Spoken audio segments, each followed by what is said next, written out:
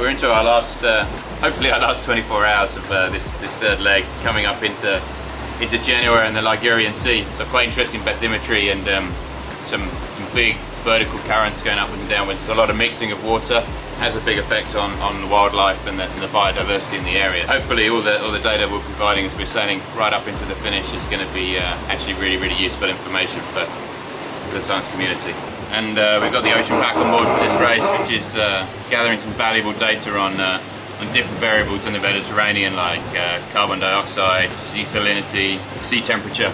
And what's quite cool is for this race, it's the first time that we're actually sending the data out live. All the data that's coming off this box right now goes through our instrument system and then out on the telemetry system and beamed back to race control, where it's then sent on to the various agencies that's using this data for their research projects. To be able to run this box, it's obviously a little bit of weight on board, but I think the contribution to the science community far outweighs the little bit of extra weight and extra power we use as we race around the Mediterranean.